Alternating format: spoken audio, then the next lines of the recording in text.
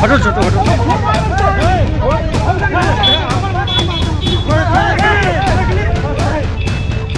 पति पत्नी और परिवार का हाई वोल्टेज ड्रामा।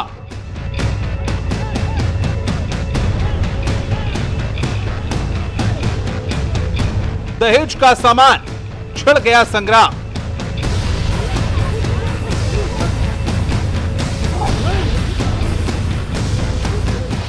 बीस मिनट तक सड़क पर महाभारत।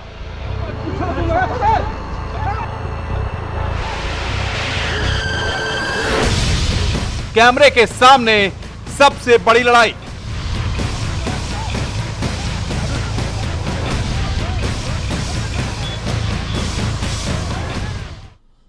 महाराजगंज कलेक्ट्रेट परिसर आज जंग का मैदान बन गया। पति पत्नी के बीच का विवाद इतना बढ़ गया कि फैमिली कोर्ट के सामने ही सड़क पर हाई वोल्टेज ड्रामा देखने को मिला। वहीं कानपुर देहात में भी जमीनी विवाद में दो गुट आमने सामने आ गए। दोनों गुटों में काफी देर तक लाठी डंडे चलते रहे। ये दो तस्वीरें पति पत्नी में महाभारत और दो पक्षों में लाठी डंडे चले, वो दो तस्वीरें इस वक्त हम आपको दिखा रहे हैं। पहली तस्वीर महाराजगंज की है और दूसरी तस्वीर कानपुर देहात की आप देख रहे हैं। कैमरे के सामने किस तरीके से दे दनादन ये दोनों तस्वीरें कैमरे में कैद हुई। पहली तस्वीर महाराजगंज की है, जहां पर पति पत्नी के बीच में दहेज के सामान को लेकर विवाद इतना बढ़ गया कि फैमिली कोर्ट के बाहर ही सड़क पर एक दूसरे पर इस तरह से उतारू हो गए मारपीट करने के लिए कि परिवार वाले भी वहां पर घसीटकर सड़क के किनारे ले गए। और दूसरी तस्वीर कानपुर देहात की आप देख रहे हैं, जहां पर जमीनी विवाद में जमकर लाठी डंडे चले।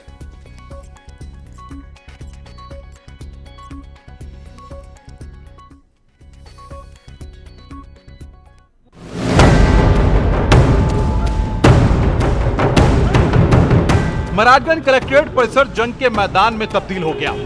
फैमिली कोर्ट के सामने सड़क पर ऐसा हाई वोल्टेज ड्रामा देखने को मिला कि देखने वाले भी देखते ही रह गए। पति पत्नी के बीच का दहेज का सामान का विवाद सड़क पर ऐसा आया कि जिसको मौका मिला वो एक दूसरे को धुनने में लग गया, मानो इसका ही कोई कंपटीशन हो रहा हो। हालात ऐसे हो गए कि एक बार नहीं कई बार पति पत्नी और उनके घर वालों में जमकर जूते चप्पल और सैंडल चलते रहे और देखने वाले खड़े तमाशा देखते रहे। सड़क से शुरू हुई लड़ाई इतनी बढ़ती चली गई कि सड़क किनारे भरे पानी तक जा पहुंची। मानो ऐसा लग रहा था कि फैमिली कोर्ट के सामने ही ये खुद ही फैसला देकर रहेंगे। दरअसल एक साल पहले दोनों की शादी हुई, लेकिन शादी के कुछ दिनों बाद ही पति पत्नी में कहासुनी और मारपीट होने लगी, जिसके बाद दोनों का मामला कोर्ट में चलने लगा। वहीं जब फैमिली कोर्ट में दहेज के सामान लेने की बात चल रही थी, तभी दोनों पक्षों में कहासुनी हुई और नौबत यहां तक आ गई। न्यूज़ 18 के लिए महाराजगंज से आशीष कुमार शुक्ल की रिपोर्ट। इधर कानपुर देहात में भी जमीनी विवाद में दो गुट आज आमने सामने आ गए और दोनों में जमकर लाठी डंडे चले। पिटाई में आधा दर्जन से ज्यादा लोग घायल हो गए। ये तस्वीर आप देखिए। पूरा मामला अमराहाट थाना क्षेत्र के गांव शिवलाल की मड़ैया का है। सोशल मीडिया पर अब यह वीडियो वायरल हो रहा है, जबकि घायलों ने पुलिस पर कार्रवाई न करने का आरोप लगाया है। यह कानपुर देहात की तस्वीरें, जहां पर शिवलाल की मड़ैया में जमीन का विवाद इतना बड़ा रूप ले गया कि वहां पर लाठी डंडे चले।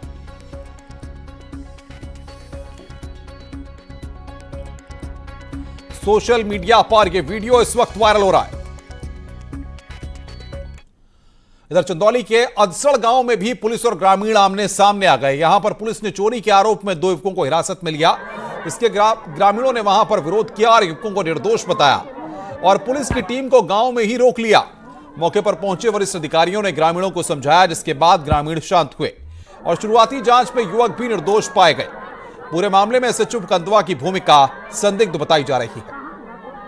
थाना कंदवा का गांव है, आदसड़ में गया था।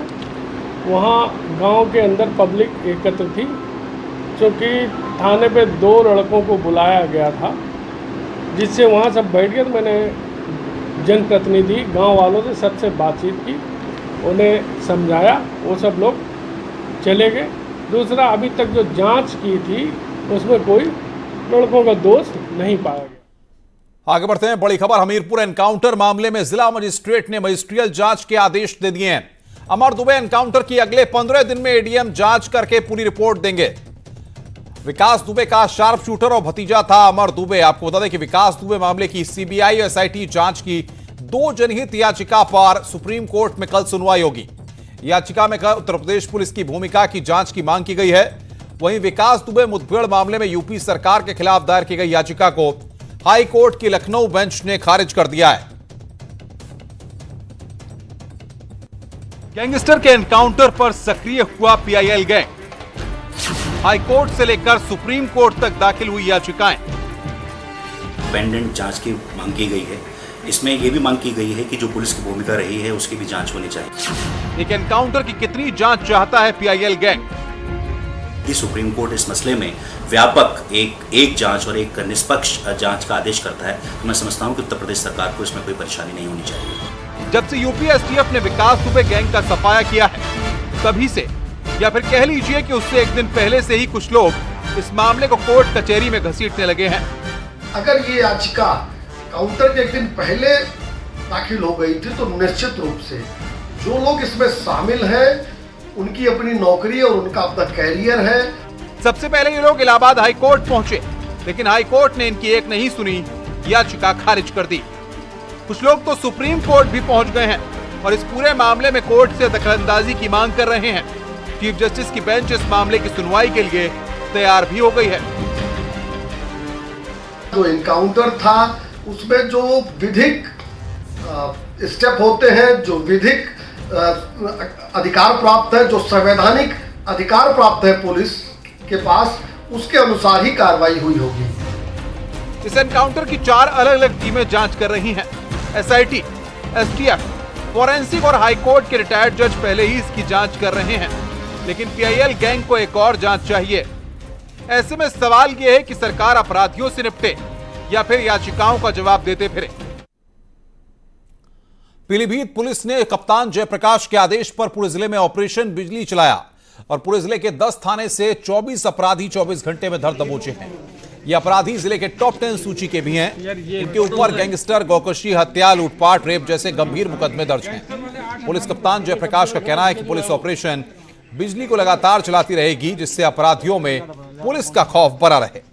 इस अभियान का परिणाम ये था कि पूरी रात में मिला के करीब 24 अपराधी अरेस्ट हुए हैं, जिसमें 8 पुरस्कार घोषित अपराधी हैं, गैंगस्टर एक्ट के वांछित हैं, 3 लुटेरे पकड़े गए हैं, रेप का एक अभियुक्त पकड़ा गया है, मारपीट का 308 का अभियुक्त पकड़े गए हैं और तमाम ऐसे हैं जो टॉप 10 के हमारे थानों से उनकी सूची में हैं, उनकी अरेस्टिंग हुई है।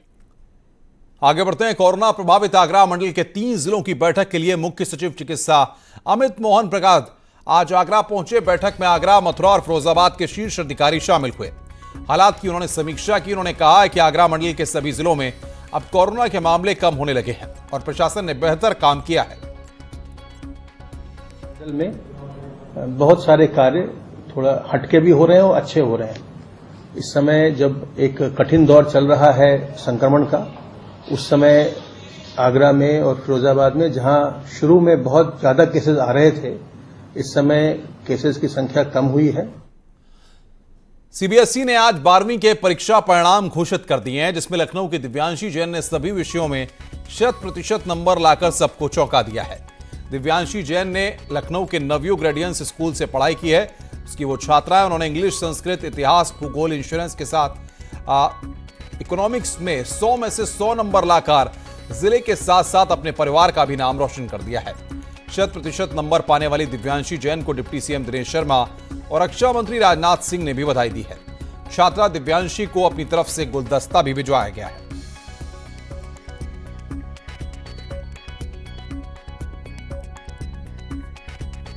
और सरप्राइज भी हूँ कि मेरे इतने अच्छे मार्क्स आए।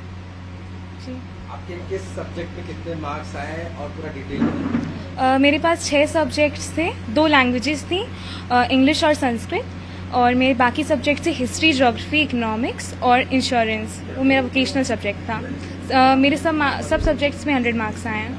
क्या बनना चाहते हैं और आप क्या करना चाहते हैं, कैसे तैयारी की आपने? जी, मैंने स्टार्टिंग से ही तैयारी की है। मैंने कभी ऐसा नहीं किया कि मैं लास्ट में पढ़ूंगी। मैंने स्टार्टिंग से जितना हो सके मैंने उतनी तैयारी की है। कोई गलती की तो मैंने उसे सही करने की कोशिश की है और हमेशा चीज़ों को समझने की कोशिश की है। मैंने रट्टा नहीं मारा, लेकिन हमेशा सोचती थी कि जो चीज़ नहीं समझ आई है उसको अंत तक समझ लूँ। एग्ज़ाम से क्या पहले बनना तक। चाहती हैं? मैंने इसे कोई स्पेसिफिकली नहीं डिसाइड किया कि मुझे क्या बनना है, पर मुझे हिस्ट्री के क्षेत्र में कुछ अच्छा करना है अपने देश के लिए। लखनऊ की छात्रा दिव्यांशी जैन को पूर्व सीएम अखिलेश यादव ने ट्वीट कर बधाई दी है और दिव्यांशी के उज्जवल भविष्य की शुभकामनाएं दी हैं। आपको बता दें कि सीबीएसई की 12वीं की परीक्षा में दिव्यांशी ने 100% नंबर पाए हैं। पहाड़ों पर लगातार हो रही बारिश से मैदानी इलाकों में बाढ़ आ गई है। अयोध्या, आजमगढ़ और बलरामपुर में दर्जनों गांव बाढ़ की चपेट में हैं। इसको देखते हुए प्रशासन राहत और बचाव कार्य में जुटा हुआ है।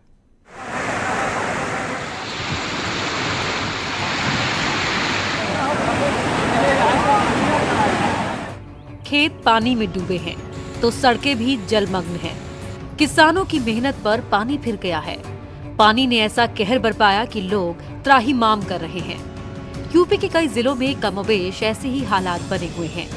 अयोध्या में सरयू का जलस्तर बढ़ने से निचले इलाकों में बाढ़ के हालात बने हुए हैं, तो रुक रुक कर हो रही बारिश के चलते कई इलाकों में पानी ठहर गया है। जिले के कई गाँव का मुख्य मार्ग से संपर्क टूटा हुआ है। किसानों की फसल को भारी नुकसान भी पहुंचा है।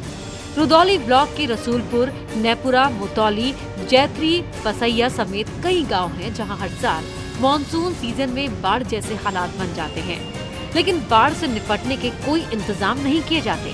न ही ग्रामीणों को प्रशासन की ओर से मुआवजा राशि दी जाती है। समस्या तो बहुत पुरानी है जी, लेकिन जो इस समस्या सबसे अधिक अब आ गई, अधिक ये आ गई कि अगर ये पुल का निर्माण अगर पहले से हो जाता तो इतनी बड़ी समस्या लोगों को नहीं झेलना पड़ता, क्योंकि लोग 5 किलोमीटर दूरी से आवागमन करके आएंगे। अब इस पर हमेशा हादसा होने की संभावना है कि दोनों साइड में गड्ढे हो गए हैं। अभी हाल ही में जल शक्ति मंत्री डॉक्टर महेंद्र प्रताप सिंह ने अयोध्या का दौरा किया था। इस दौरान पुरवा गांव को जोड़ने वाली सड़क पर पुल नहीं बनने पर उन्होंने अधिकारियों को फटकार भी लगाई थी, लेकिन पुल का काम शुरू होने से पहले ही बारिश आ गई। हालांकि प्रशासन बाढ़ प्रभावित इलाकों का सर्वे कर नुकसान का आकलन करने में जुटा है। खतरे के निशान से ऊपर बताया जा रहा है, तो हमारे 18 गांव हैं जो हर साल बाढ़ से प्रभावित होते हैं, जो पड़ते हैं। उन सभी गांवों में अलर्ट जारी कर दिया गया है। लगातार इसमें जो हमारी टीम है एसडीएम्स की और सिंचाई विभाग की, उनके द्वारा निरीक्षण किया जा रहा है। जो बाढ़ चौकी स्थापित किए जाने का कार्य है वो कर लिया गया है। उधर आजमगढ़ जिले के देवरांचल में भी बाढ़ का खतरा मंडरा रहा है, जिससे लोगों को जान माल की चिंता सता रही है। तो वहीं आपदा से निपटने के लिए प्रशासन ने तैयारियां शुरू कर दी हैं। डीएम और एसपी ने देवरांचल के बाढ़ क्षेत्र का निरीक्षण किया। बाढ़ के दौरान पीने के पानी की किल्लत का सामना लोगों को नहीं करना पड़े, इसके लिए खराब पड़े हैंडपंपों को ठीक करने के निर्देश दिए गए हैं। तो बाढ़ प्रभावित लोगों को ठहरने के लिए 100 शेल्टर होम बनाए जा रहे हैं, जिसके लिए 60 से ज्यादा जगह चिन्हित की गई है। तो बाढ़ में फंसे लोगों को सुरक्षित ठिकानों तक पहुंचाने के लिए 8 बड़ी नाव भी बनकर तैयार हो गई है। तो 10 बाढ़ चौकियों को एक्टिव कर दिया गया, जिससे पल पल के हालात की जानकारी मिल सके। पहली बार अब तक यहाँ पे कभी भी कोई बड़ी नाव नहीं थी।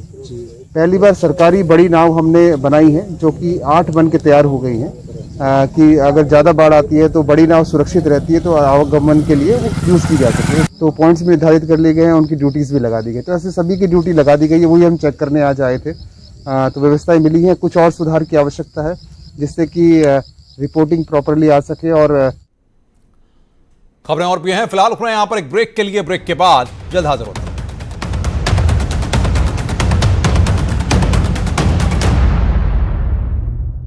आप अपनी फैमिली की खुशी के लिए सब कुछ करते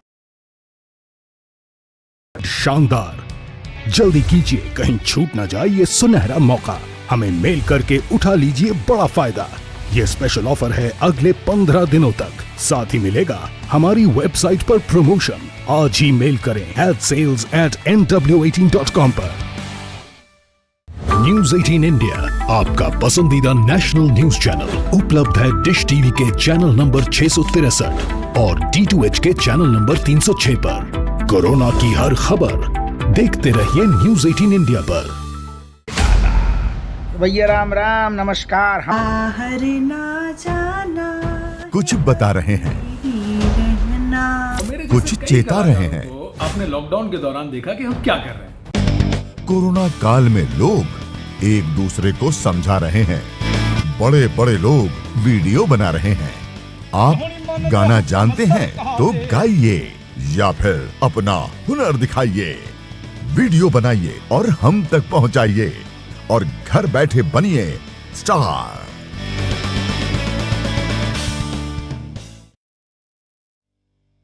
न्यूज 18 इंडिया आपका पसंदीदा नेशनल न्यूज चैनल उपलब्ध है टाटा स्काई के चैनल नंबर 519 और एयरटेल के चैनल नंबर 318 पर। कोरोना की हर खबर देखते रहिए न्यूज 18 इंडिया पर।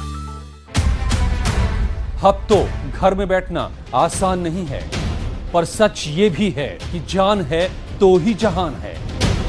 आप खामोशी से करते रहिए कोरोना पर वार।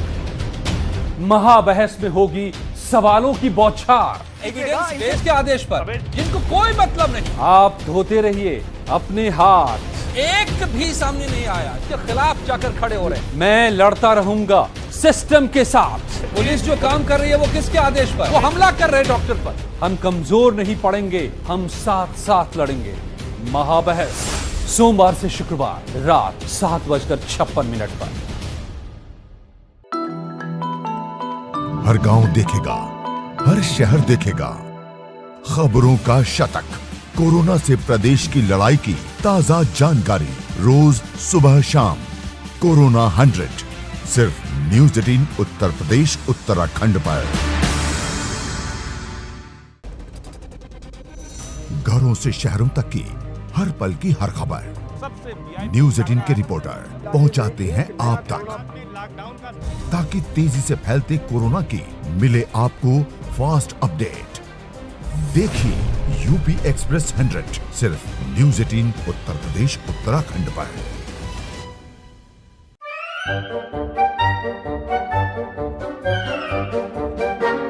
अखबार हुआ ठप, आउटडोर हुआ बेकार, टीवी ही दे रहा है विज्ञापन को तेज रफ्तार। करोड़ों दर्शकों तक न्यूज 18 पहुंचाएगा आपका ऐड। न्यूज 18 की टीम दमदार बनाएगी आपका ऐड शानदार। जल्दी कीजिए, कहीं छूट ना जाए ये सुनहरा मौका।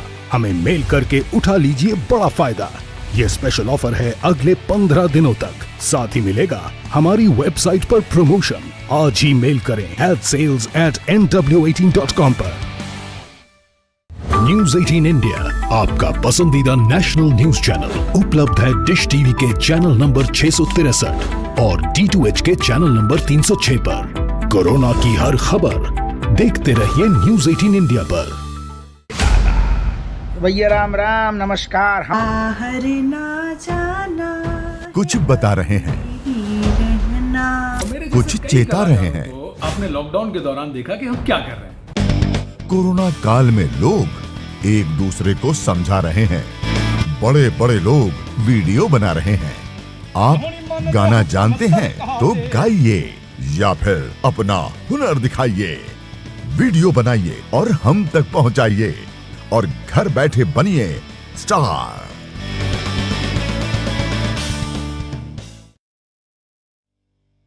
न्यूज 18 इंडिया आपका पसंद।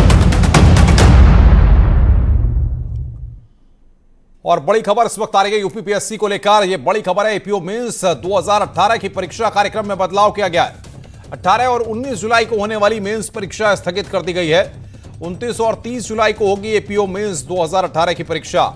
कोरोना के दिशा निर्देशों के अनुसार किया गया है संशोधन। अभ्यर्थियों के डाउनलोड किए गए प्रवेश पत्र प्रभावी रहेंगे। यूपीएससी के परीक्षा नियंत्रक अरविंद कुमार मिश्र ने इस बात की जानकारी दी है। तो अभ्यर्थियों ने जो डाउनलोड किए हैं प्रवेश पत्र वो माने जाएंगे, ये बात कही गई है परीक्षा नियंत्रक के द्वारा।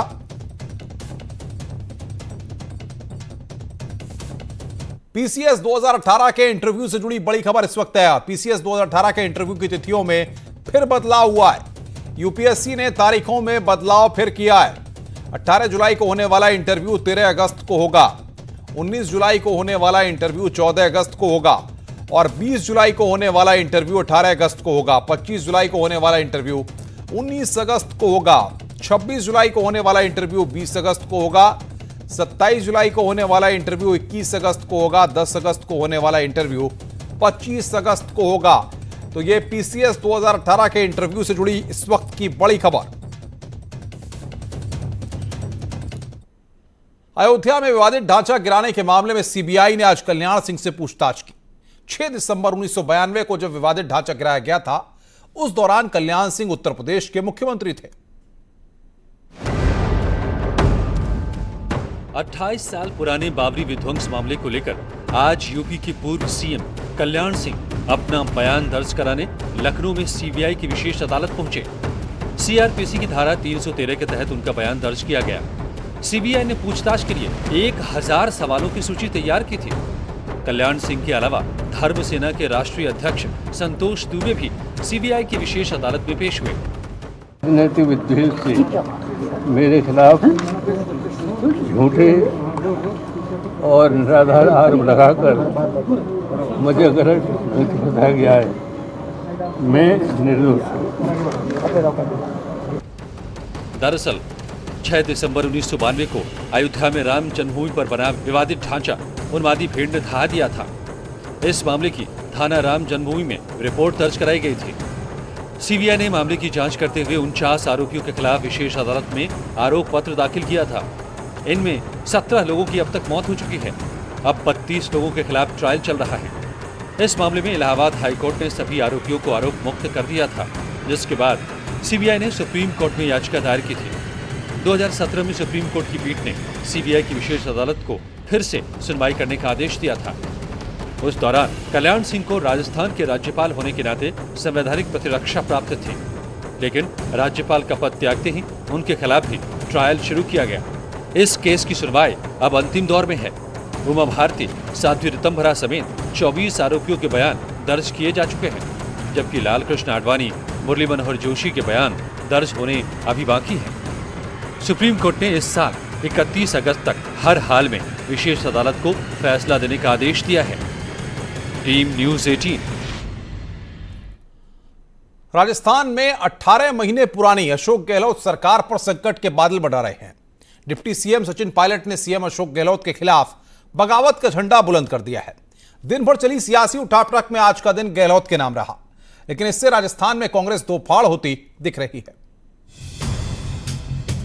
गहलोत को यूं ही सियासत का मजा हुआ खिलाड़ी नहीं कहा जाता। इस विक्ट्री साइन से उन्होंने दिखा दिया कि राजस्थान में वो कांग्रेस के सबसे बड़े नेता हैं और सचिन पायलट के बगैर भी सरकार को कोई खतरा नहीं है। जयपुर में सीएम आवास पर आज सुबह विधायक दल की बैठक शुरू होनी थी, लेकिन सचिन पायलट की नाराजगी की खबर से गहलोत सरकार पर संकट के बादल मंडराने लगे। सुबह 10:30 बजे शुरू होने वाली बैठक का समय बार बार टलता चला गया। दिल्ली में मौजूद सचिन पायलट को मनाने की कोशिशें जारी रहीं, तो सचिन पायलट से विधायक दल की बैठक में शामिल होने की अपील भी बार बार की गई।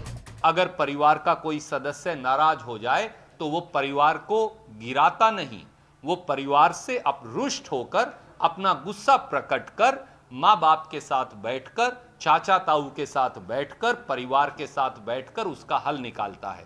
कांग्रेस पार्टी के दरवाजे खुले मन से मैं कह रहा हूं, अजय माकन जी की ओर से और प्रभारी महासचिव पांडे जी की ओर से और सोनिया जी और राहुल जी की ओर से, कि वो सचिन जी हों या दूसरे विधायक हों, उनके लिए कांग्रेस के दरवाजे खुले हैं। इसी बीच सचिन पायलट ने साफ कर दिया कि वो और उनके समर्थक विधायक इस बैठक में शामिल नहीं होंगे। सचिन के समर्थन में कांग्रेस के 25 विधायक बताए जा रहे थे, जिसके बाद संख्या बल को लेकर सियासी गुणागणित शुरू हो गया। लेकिन गहलोत ने पर्याप्त संख्या बल जुटाकर सरकार पर छाए संकट के बादल को फिलहाल दूर कर दिया है। बैठक में दावा किया गया कि 107 विधायक मौजूद रहे, जिसके बाद सभी विधायकों को बसों में बिठाकर रवाना किया गया।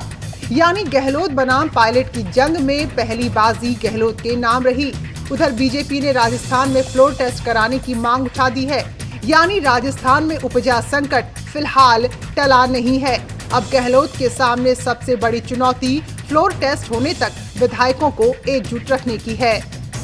Bureau report, news 18। इस बुलेटिन में फिलहाल इतना ही। नमस्कार।